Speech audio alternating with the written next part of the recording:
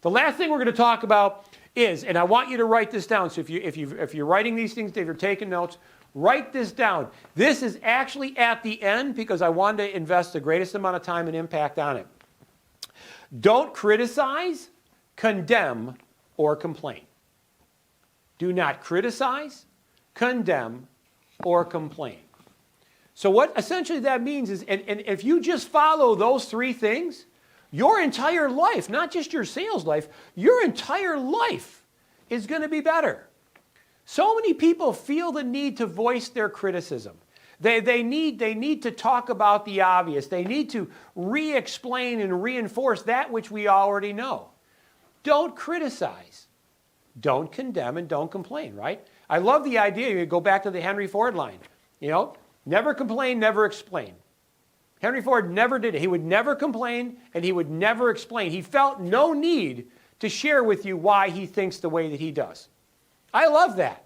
Because if I'm not going to condemn and complain, if I'm not going to criticize, well then who cares? None of those things are going to be important. Don't criticize, condemn, or complain. You're not going to criticize your competitors, right? You're not going to condemn them. If somebody does something wrong or makes a bad choice, we're not going to do that. Never criticize, condemn, or complain, right? If you have people in your world, and if you go back to the okay, not okay, that's a perfect example of the criticize, condemn, or complain. Have you ever had a friend, work associate, person that you met, that complained about everything, right? Here we live in the desert. We love cooler days and we love monsoons, right? We love rain, and yet people will complain when we get the rain. But when we don't have the rain, they're going to complain that it's too dry. And then when it's 115 degrees, they're going to complain that it's hot. But when it gets down to 40, that it does occasionally, or even in the 30s, they're going to complain it's too cold. And yet you choose to live here. You choose to live here. If it was that much of an issue for you, don't live here. Go someplace else where maybe you don't have any change whatsoever. Maybe you're in a place where it's always cold, so you don't have to worry about it being hot. Never criticize, condemn, or complain. Those three C's have a profound effect on everything that you do in sales. Because what it does is it puts the onus of activity, it puts the onus of responsibility on you. In fact, the word responsibility is broken into the two words. Ability to respond. That's it. You are the only person that has that control of your ability. I can't control what somebody else does. I can control what I do. I'm not going to criticize anybody for anything. Everybody is their God-given right to be what? Stupid. Stupid. Stupid.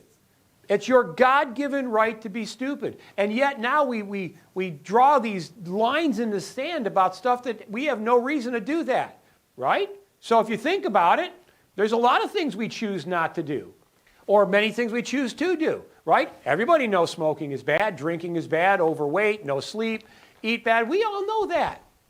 And yet, for whatever reason, we choose to do it or not do it. So the idea is, in the psychology of sales, so much of this really dictates this. I can give you the words. I can even give you the techniques. I can give you the words. I can even give you the behaviors. I can create the scenarios by which you use the words. I can't give you the attitude. I can't move your mouth. And this is the most critical. This is the last in the chain. If you do this right and don't do this right, all your efforts are for naught. 10 foot tall and bulletproof. That's what, if you're going to be successful in sales, 10 foot tall and bulletproof. Never complain, never explain, never condemn, and never criticize. It's just kind of really important to understand how other people are thinking as you try to address them. Yep. And so it's really, that's what I think. I heard a phrase the other day that just says, and it's my wedding anniversary yesterday. Mm-hmm. Yep. I married Mrs. Wright, but I didn't know her first name was Always. Oh man.